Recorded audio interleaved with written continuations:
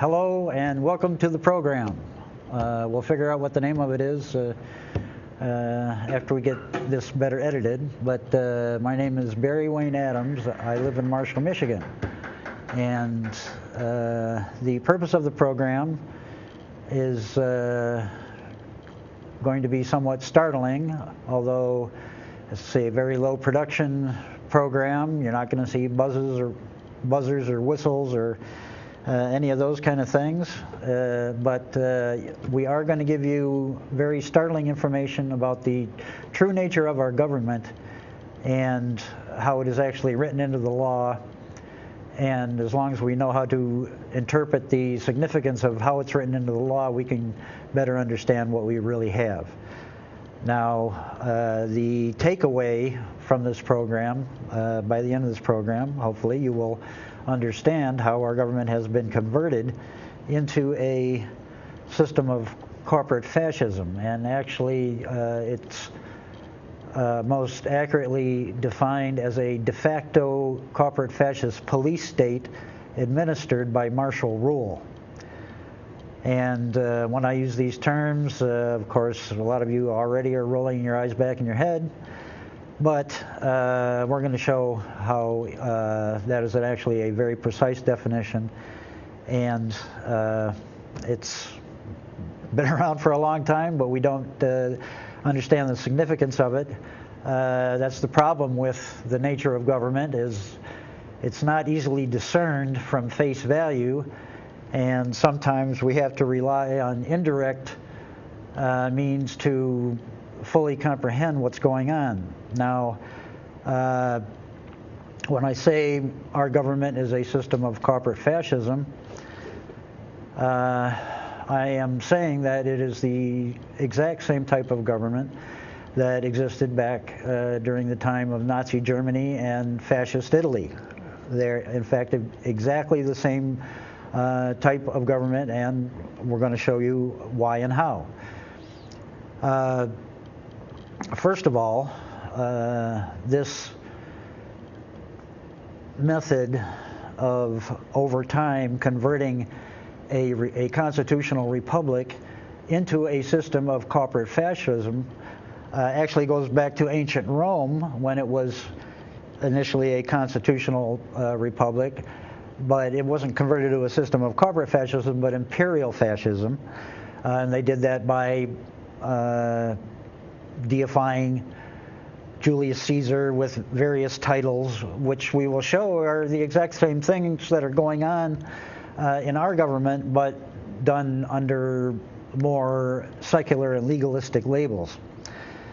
So, what really makes a government a system of fascism versus something else? Now, we're supposed to have a constitutional republic. Article 4, Section 4 of the Federal Constitution guarantees us a constitutional republican form of government.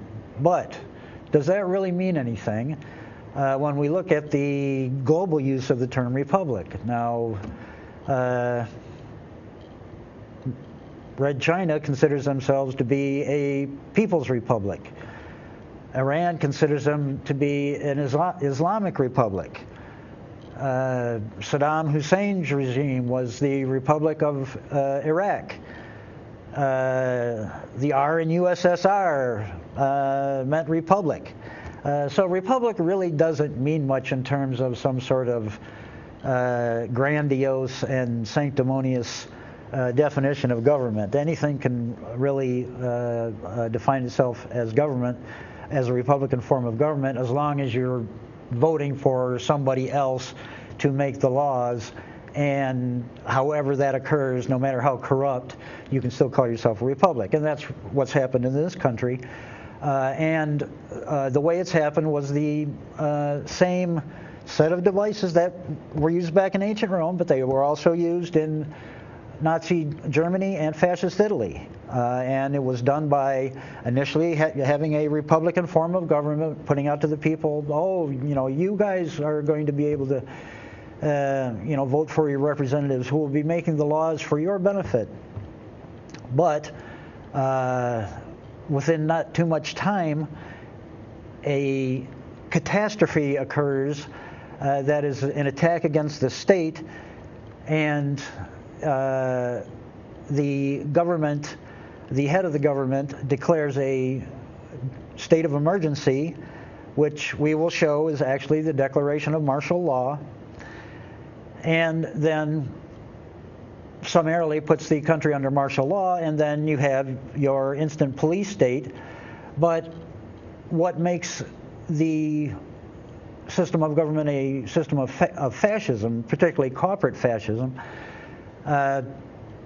now a system of fascism, imperial fascism, of course you had the top guy who was the imperator, who was also given various labels of deification by the Roman Senate, like tribunician and praetor, which imbued him with various levels of immunity and other attributes which have been grafted onto our system of government through the doctrines of official and judicial immunity.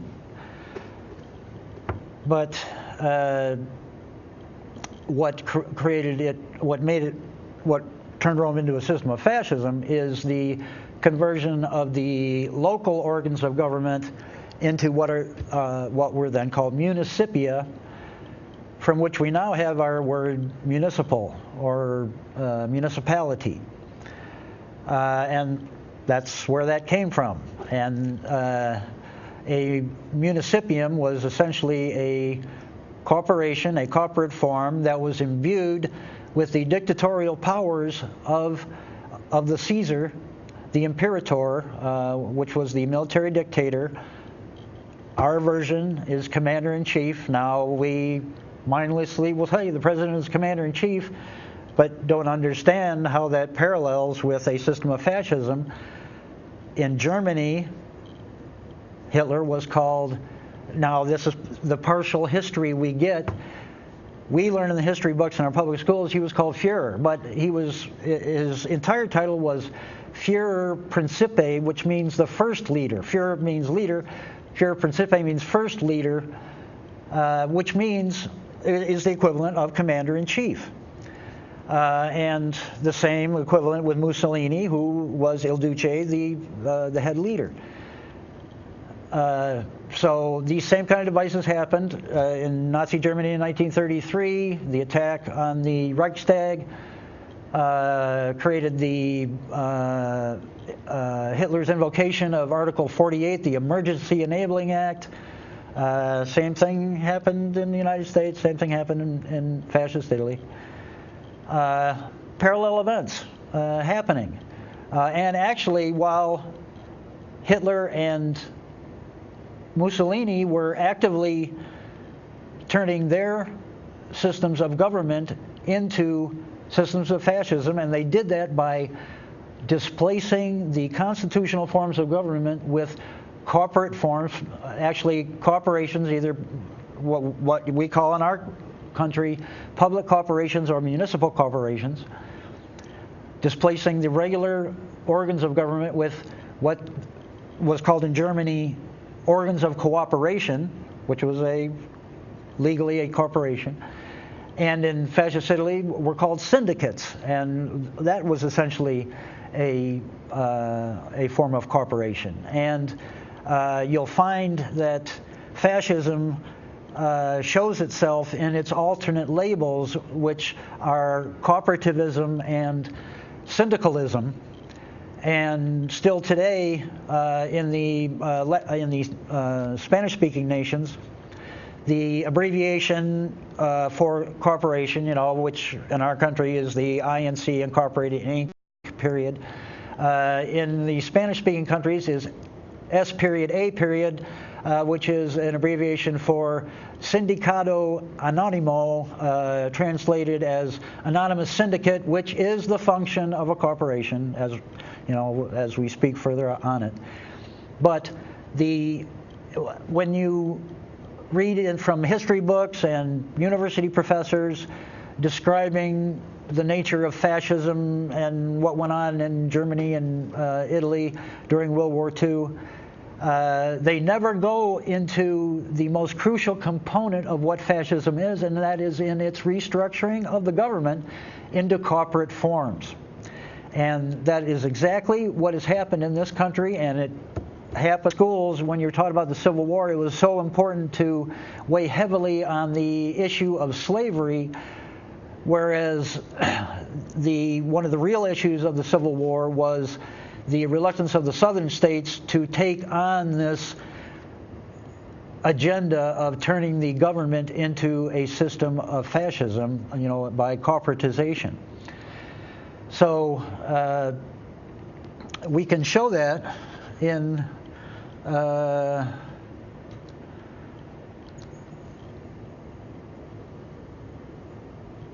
the descriptions of what fascism are that you get from history books and academicians are inadequate, and delving into the changing of the of government into corporate forms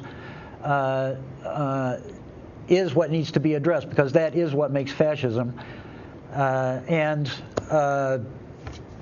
we can deduce a more precise and complete definition of fascism from the words of Benito Mussolini himself.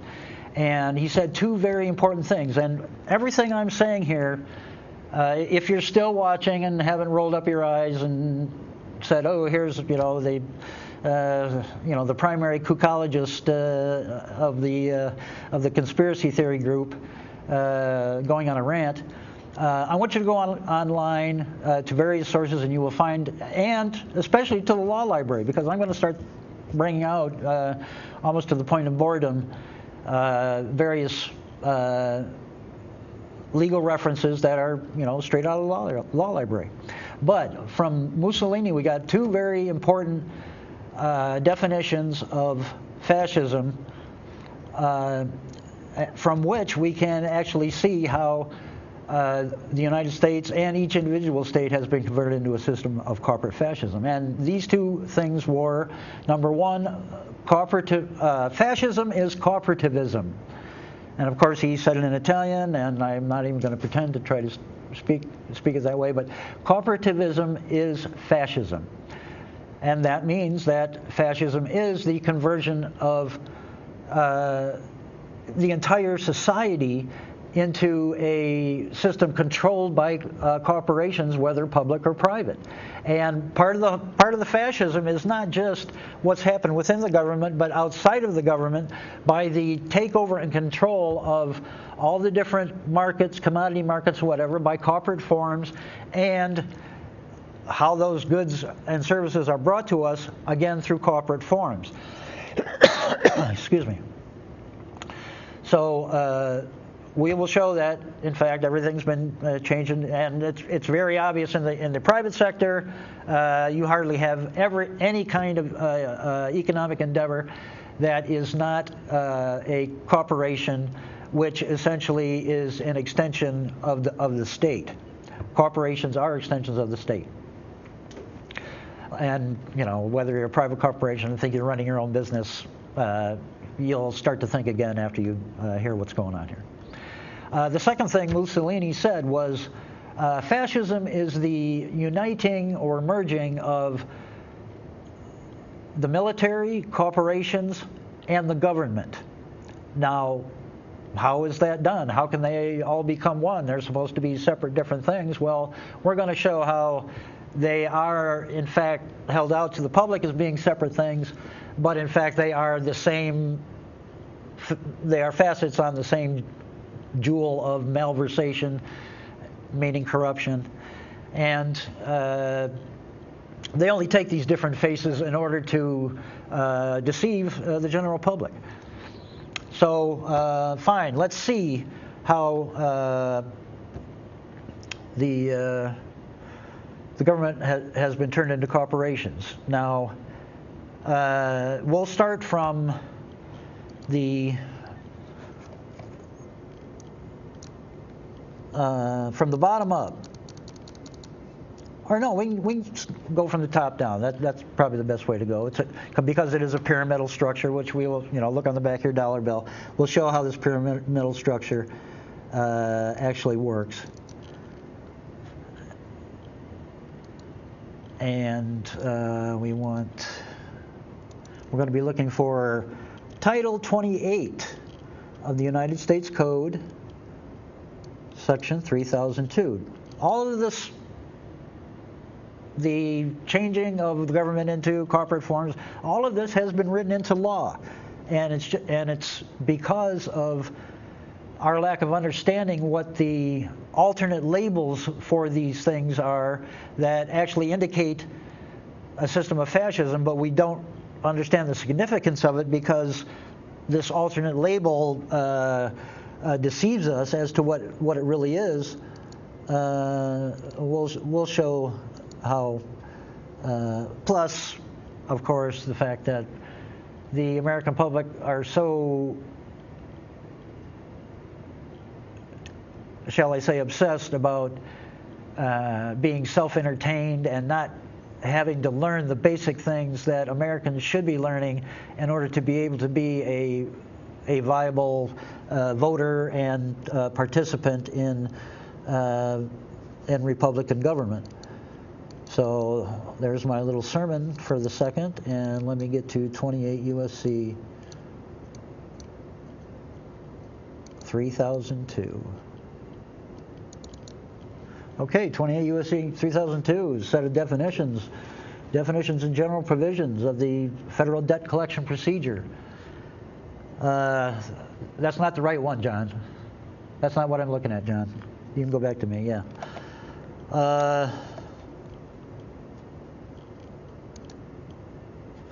And we'll go down to definition 15.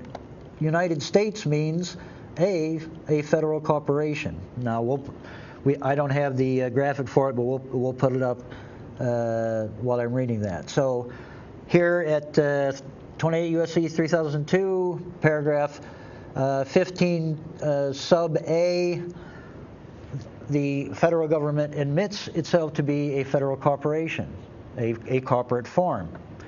Now, how did the state of Michigan become a corporation?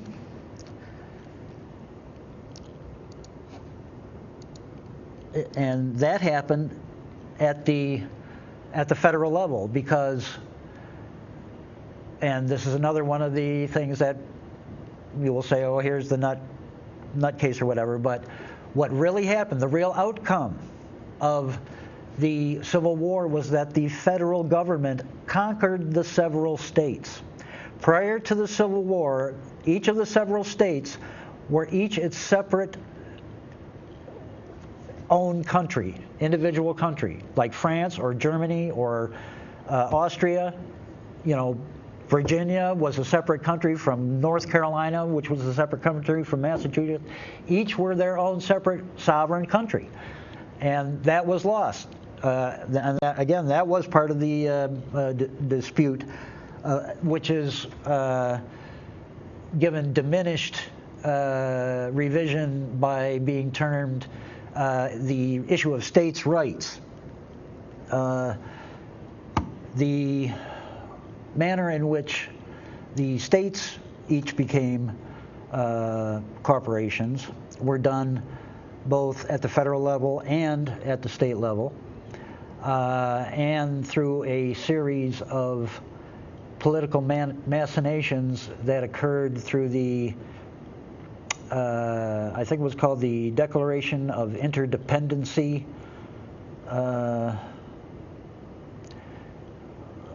There was a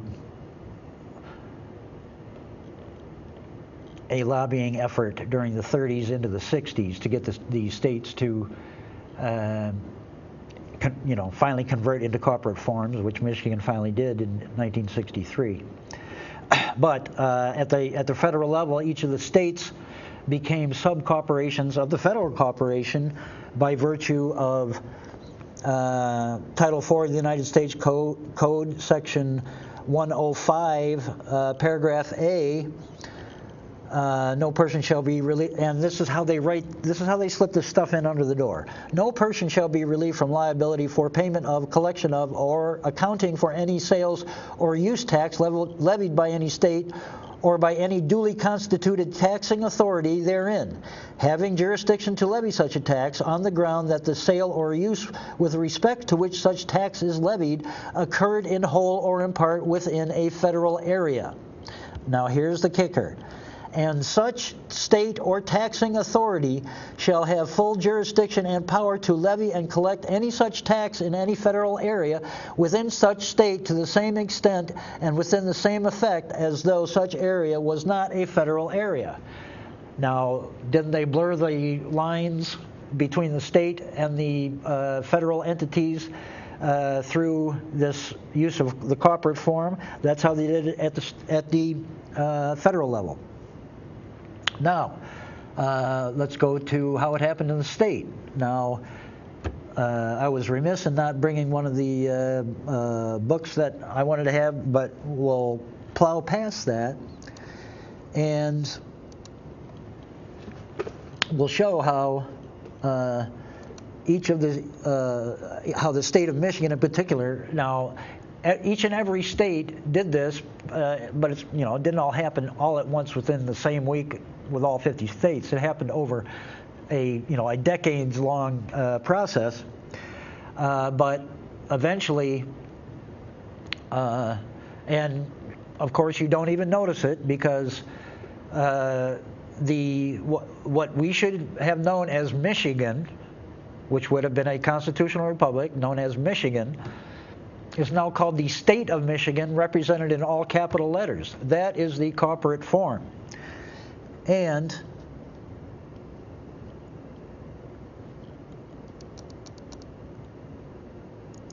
we can find how they did that at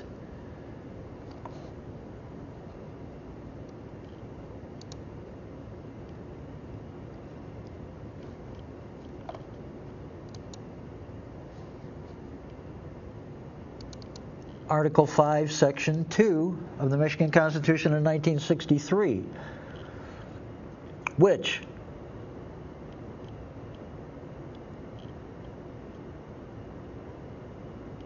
was the reorganization, which very important term, reorganization. That is a term of corporate activity, the reorganization of the state. And within this particular constitutional provision, they reorganized the entire executive branch.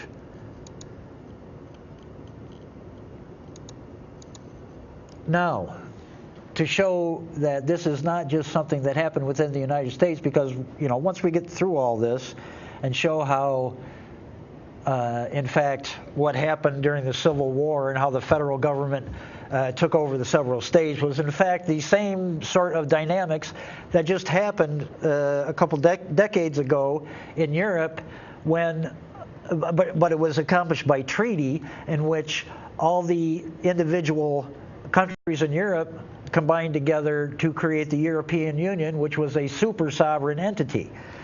And of course, with all kinds of conflict and the Brexit issue and whatnot. But the issue of reorganization, corporate reorganization, in which corporate reorganization goes in one direction. The smaller corporation is absorbed by the bigger corporation. It's actually a very Darwinian kind of thing, and it creates a system of centralization. And this is what's going on in our government. The whole purpose is to create a highly centralized, dictatorial form of government. But the term reorganization, and showing how this is an actual global thing, because it happened in Russia too. And with the supposed downfall of the Soviet Union, which was this progression towards fascism, getting rid of the socialist model and reverting back to a fascist system with corporations. And what's telling is the Russian word for reorganization is perestroika. Now, anybody who's been around since the 80s and 90s has heard that term many, many times, and it was, bandied about during the Reagan era, while Gorbachev was in office. But this kind of thing is going on everywhere. So, the state itself was converted into a corporate form by the reorganization of the executive branch. And we're going to show that the executive branch, whose power is vested in either the government, or the governor or the president, but acting as commander-in-chief of either the state or the federal government, respectively, that these corporate forms are actually operating under military authority. But I'm getting ahead of myself here. Let's now go to Article 7 of the Michigan Constitution.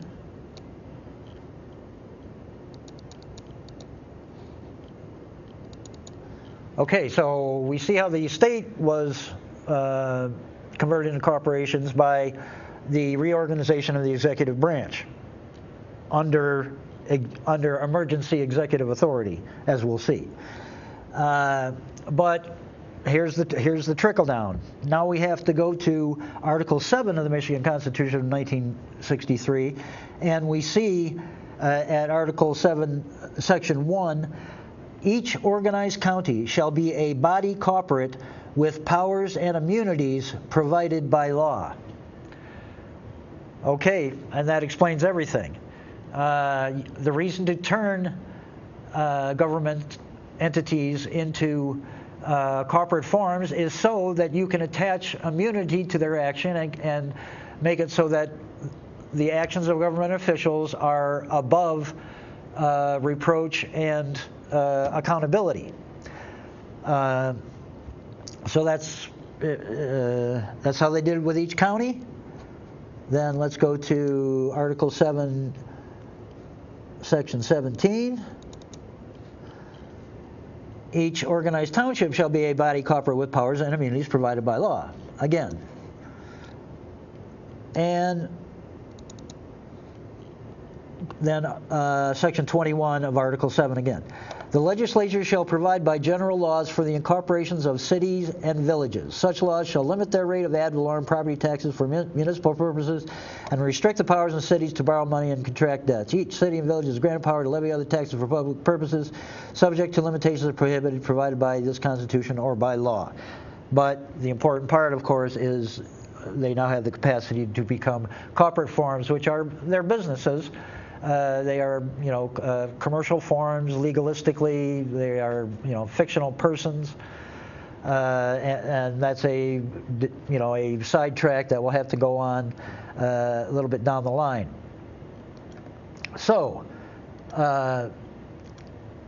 we've seen how the government and corporations have been merged by the creation of municipal corporations or public corporations. Now, every city, township, or whatever runs this facade, this sham against the general population, the citizenry, by the fact that you have a phony government of officials that people go and vote for, but you have an in-place corporate form which is controlled by military authority that is actually running the city itself, the municipal corporation, and that is run by the CEO of that municipal corporation, who is the city manager.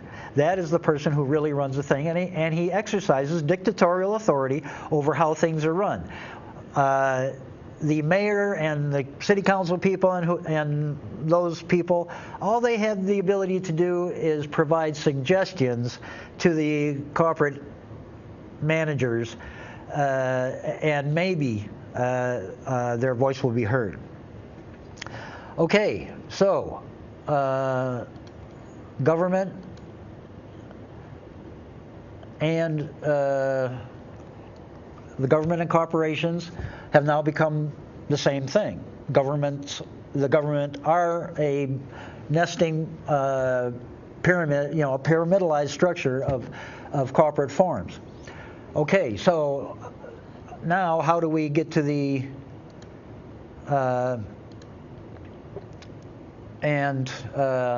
put that up now, John. So how do we show that the government is actually operating under military authority? Well, like I mentioned before, we don't understand why we're really under martial law because the government consistently uses terminology that does not provide a complete and full explanation as to what's really going on. Now, I'm sure anybody who's been around and older than 5 years old has heard either the governor or the president declaring a state of emergency.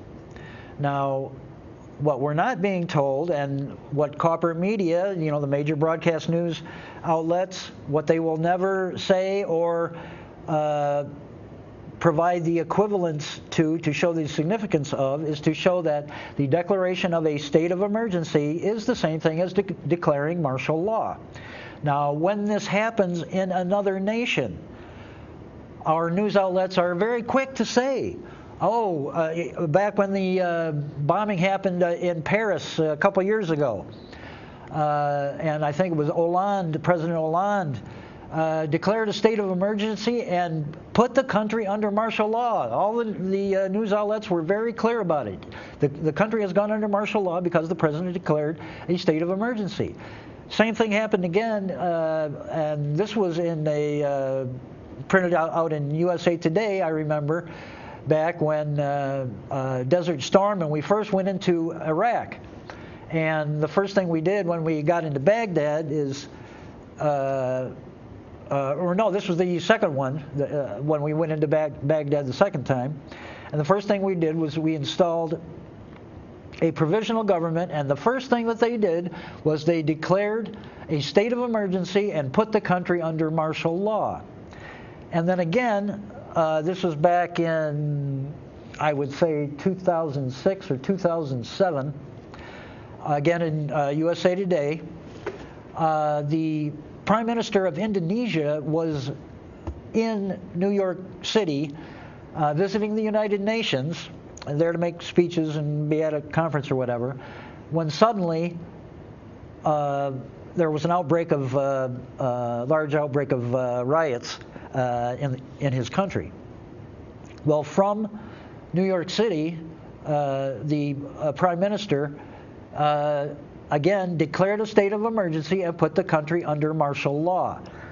Now, hello, you never hear that very important equivalency, but you see it almost every week, every day. At some point, something is being declared for a state of emergency for whatever. But what actually is the law on on the state of emergency? Again, we're back to how do we know we're actually under martial law? Well, all we have to do is look at Article 5, Section 12 of the Michigan Constitution of 1963, and it talks about the governor's military powers. And it says, the governor shall be commander-in-chief of the armed forces and may call them out to execute the laws, suppress insurrection, and repel invasion. But you'll say, well, Barry, I don't see any armed forces out there. All I see are state troopers and municipal police forces and sheriff's deputies who are organized in the form of military organization. Well, speaking to that, then, here's what the Michigan Supreme Court has said about police force and their relation to military force. And what we're trying to establish here is that military power and police power are equivalent forces. They're equivalent terms of the same thing. The only difference being that military power precisely is exerted outside the country, and police power is asserted inside the country, but it is still the same thing. It is the power of coercion of the executive branch. But listen to what the Michigan Supreme Court has said about this back in 1945. A police force is practically a military force and something more than an ordinary executive branch of government. And the members of the force must surrender individual powers and freedom of action in favor of individual allegiance to their public duty.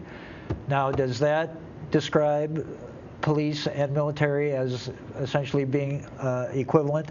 Especially when you look at the use of the term practically, and it's being used in a very clever way here, because most people's understanding of the word practically is almost or just about. But here, if you go and look at the word practically in the dictionary, there are alternative definitions, and another definition of practically is from a practical sense or in practice. So if we say a police force is in practice a military force, then it's very clear. But the clever use of the term practically